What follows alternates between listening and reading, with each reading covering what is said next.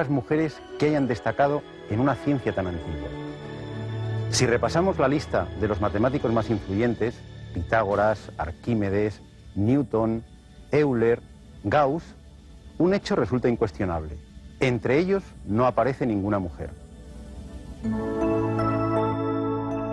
Seguramente la culpa no es de la matemática, ni tampoco de las mujeres, sino de unas estructuras sociales que las han alejado de esta y de cualquier otra ciencia durante siglos. Antes del siglo XX es muy difícil encontrar mujeres matemáticas con aportaciones de primera línea. Lo realmente sorprendente es encontrar alguna, en unas sociedades en las que el papel atribuido a la mujer y por tanto su educación, incluso en las clases privilegiadas, las impedía acercarse al universo científico, limitando su educación a una cultura musical y literaria, en el mejor de los casos, que sirviese de apoyo a las actividades sociales o políticas de sus maridos. Y aún esto era privilegio de unas pocas afortunadas, comparadas con la inmensa mayoría de campesinas y criadas a las que siempre se les negó el acceso a las letras.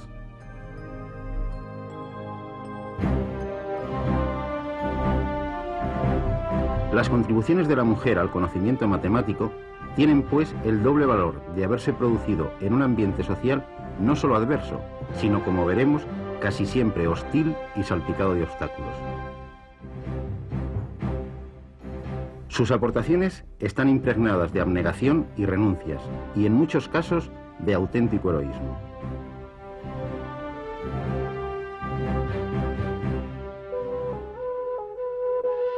La primera mujer matemática de la historia es casi tan antigua como el propio término matemáticas, atribuido a Pitágoras. La vida de Pitágoras está envuelta en la leyenda.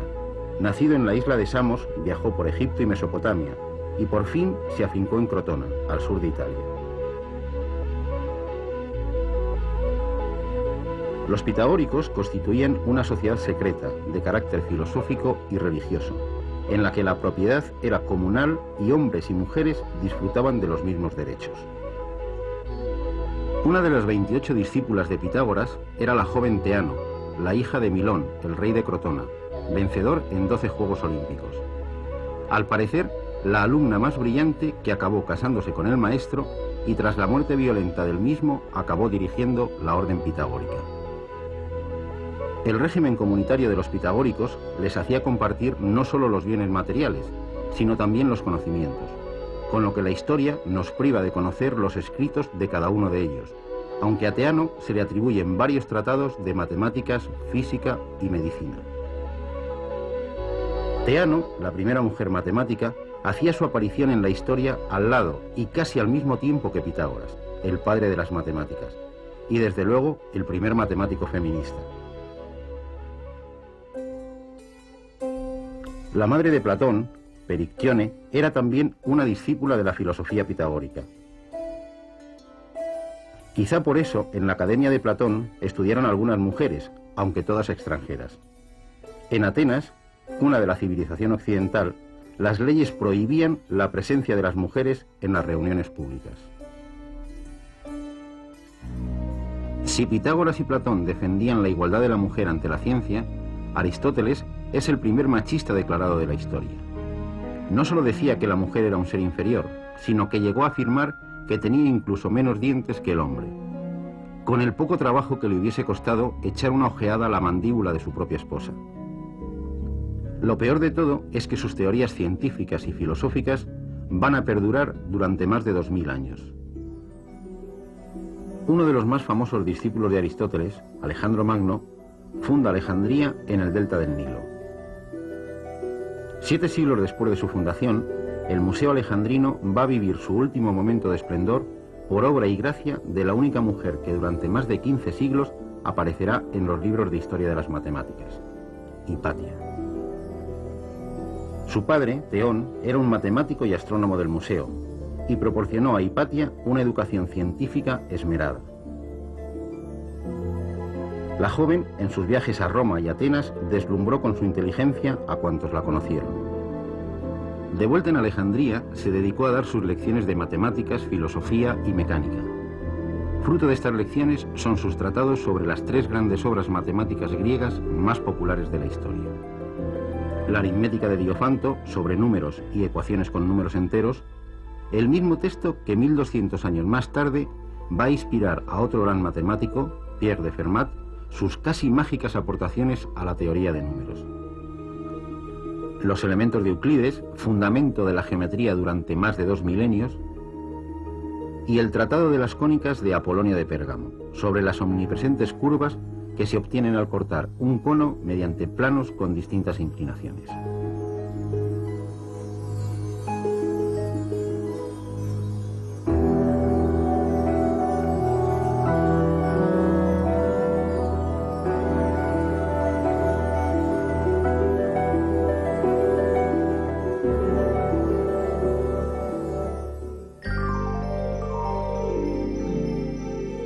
Pero Hipatia también fue una excelente astrónoma. Este instrumento se llama astrolabio. Fue muy popular entre los astrónomos hasta bien entrado el siglo XVIII. Sirve para medir la altura del Sol y de las estrellas. Era, por tanto, una herramienta imprescindible para la navegación marítima. A principios del siglo V, Hipatia sabía no solo su funcionamiento, sino también cómo construirlo. En una de sus cartas al obispo cristiano de Cirene, Signesio, le manda unos planos muy detallados para su fabricación.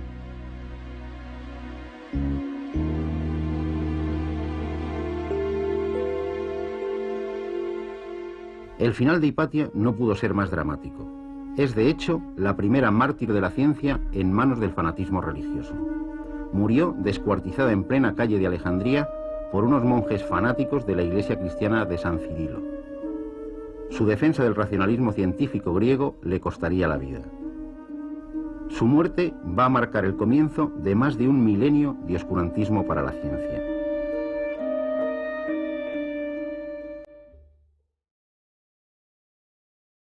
Habrá que esperar más de 1300 años para volver a encontrar a una mujer impartiendo clases de matemáticas. Es en 1748, en la Universidad de Bolonia, y con un nombramiento del Papa para ocupar la cátedra de Matemáticas y Filosofía Natural, antiguo nombre de la física. Se trata de la milanesa María Gaetana Agnesi, una joven de 30 años, que unos meses antes acaba de publicar Las Instituciones Analíticas, el libro más completo para explicar una nueva matemática que Newton y Leibniz acababan de descubrir de forma independiente: el cálculo diferencial e integral. Muy pocos matemáticos en el continente dominaban este nuevo cálculo, y Las Instituciones se convirtieron en el libro de texto más popular en Europa durante más de 50 años.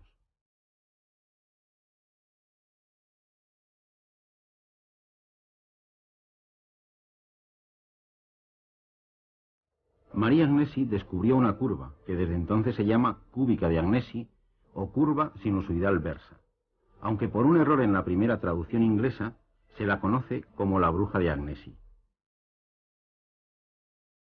Aunque María Agnesi era cualquier cosa menos una bruja. No solamente era una gran matemática, sino que fue una mujer cultivada que hablaba perfectamente 7 idiomas. Impartió clases de matemáticas en la Universidad de Bolonia durante más de 20 años.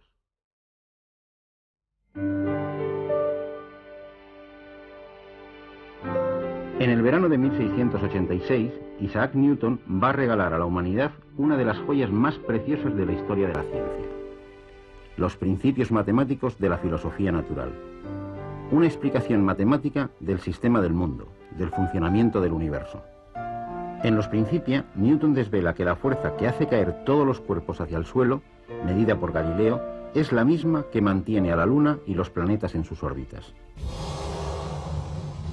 Había descubierto la ley de gravitación universal y sentado las bases del desarrollo de la ciencia. Durante los próximos 200 años, toda la ciencia se va a inspirar en el determinismo newtoniano.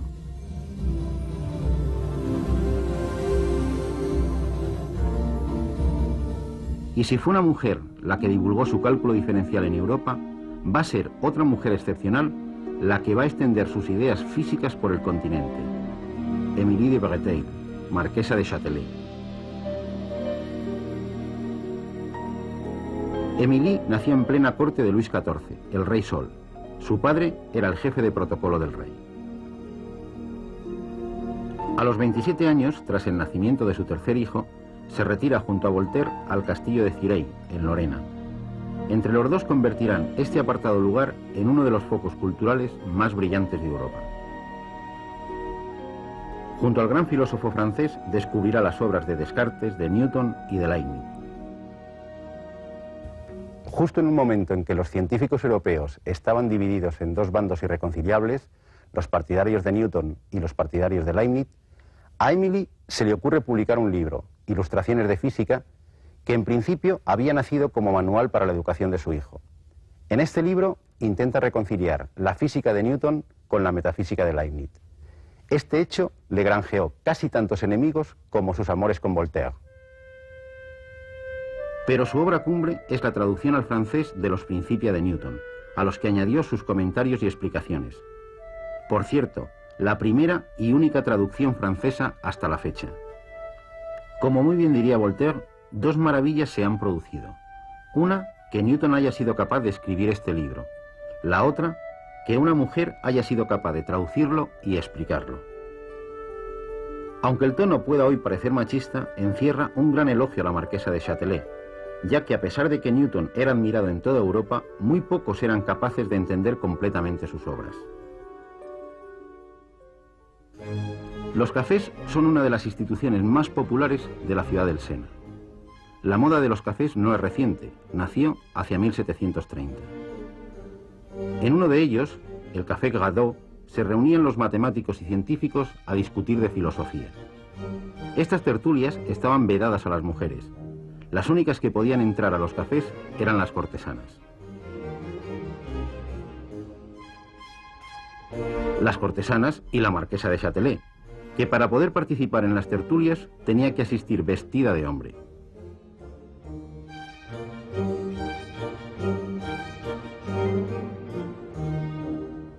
Aunque si Émilie Breteil tuvo que disfrazarse de hombre para poder discutir de matemáticas, otra francesa, quizás la mujer matemática más brillante de la historia, tuvo que adoptar la identidad de un hombre para poder dar a conocer sus descubrimientos matemáticos. Y esta vez no es una aristócrata, se trata de Sophie Germain. Sophie fue autodidacta. En plena Revolución Francesa seguía sin estar bien visto que una mujer se dedicara al estudio de las matemáticas. Tuvo que aprender por sí misma y además a escondidas de sus padres. Es decir, en unas ocasiones se las invisibiliza porque quedan encubiertas por el hombre que hay próximo a ellas, en otras ocasiones su obra es destruida por los poderes políticos del momento, como en el caso de Hipatia. En otras ocasiones tienen gravísimas dificultades para acceder a los estudios matemáticos, como ocurre en un siglo tan reciente como pueda ser el famoso siglo de las luces. Las luces alumbran a unos más que a otros, eso ya lo sabemos. Bien, en el siglo de las luces, que acaba con la Revolución Francesa y con el contrato social de igualdad, fraternidad y justicia, pues parece que esa fraternidad, esa igualdad no contemplaba a las mujeres, de lo contrario no hubiera muerto Olympe de Gouges en la guillotina por reivindicar que el contrato abarcara también a las mujeres. La Escuela Politécnica de París nació con la Revolución y pronto se convirtió en el principal foco de desarrollo científico de Europa.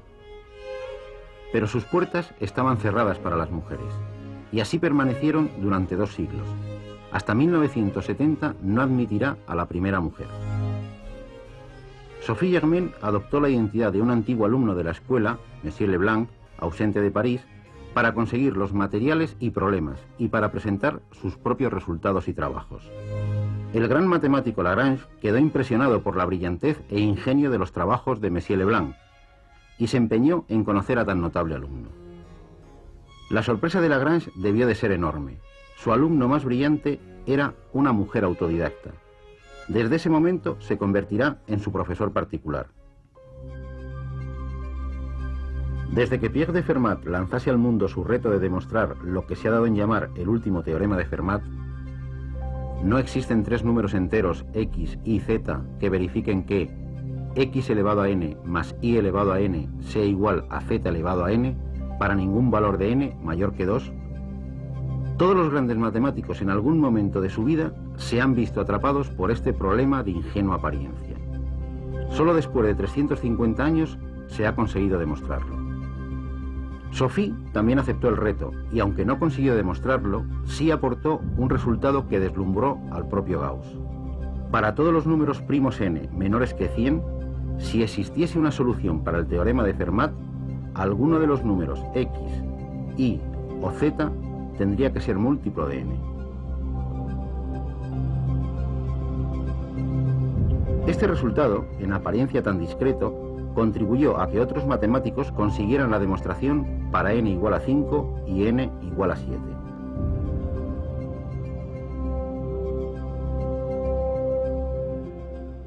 Sophie escribió a Gauss este resultado utilizando otra vez su falsa identidad de Monsieur Leblanc. Gauss solo se enteró de que su brillante amigo Leblanc era una mujer cuando, tras la invasión de Alemania por las tropas de Napoleón, Sophie intercedió ante el emperador para velar por la seguridad del genial matemático alemán. En el siglo XIX seguía siendo difícil para una mujer ser tenida en cuenta en los foros científicos. A pesar de ello, Sophie Germain acabó obteniendo un premio extraordinario de la Academia de Ciencias de París por una memoria sobre las vibraciones sobre superficies elásticas. No acudió a recibirlo. 20 años después de la muerte de Sophie Germain y a varios miles de kilómetros de París, en Moscú, un oficial de artillería del zar se va a llevar un gran disgusto. Por segunda vez, su mujer da a luz una niña, Sofía. En su casa de campo, su padre calculó mal la cantidad de papel necesario para empapelar las paredes de la casa, y Sofía tuvo que vivir durante muchos años en una habitación empapelada con las conferencias de un matemático ruso sobre cálculo diferencial e integral. Las universidades rusas prohibían en esa época el acceso de mujeres a sus aulas. Para poder estudiar matemáticas, Sofía recurrió a un matrimonio ficticio con el joven Vladimir Kovalevsky para poder estudiar en el extranjero.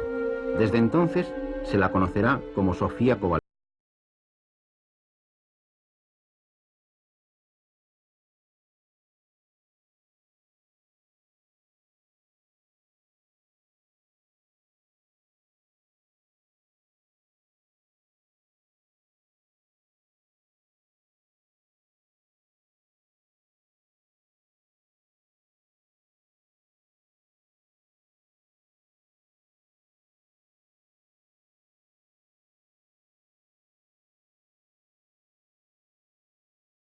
Durante muchos años, esta universidad fue el único refugio para las mujeres científicas.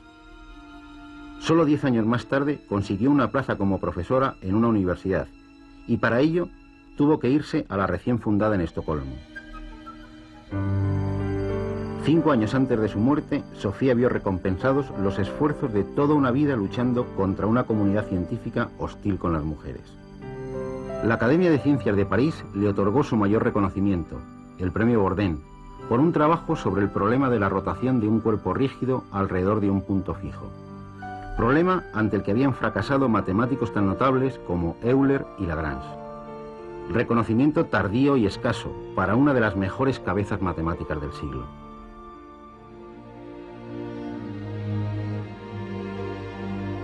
París, 1898. Una mujer, Marie Curie, va a realizar uno de los descubrimientos más importantes de la historia de la humanidad. Un descubrimiento que va a cambiar la vida del ser humano durante el siglo XX, en muchos aspectos: la radioactividad. Y consiguió algo quizá más importante. Por primera vez en la historia, los círculos científicos abrían sus puertas de par en par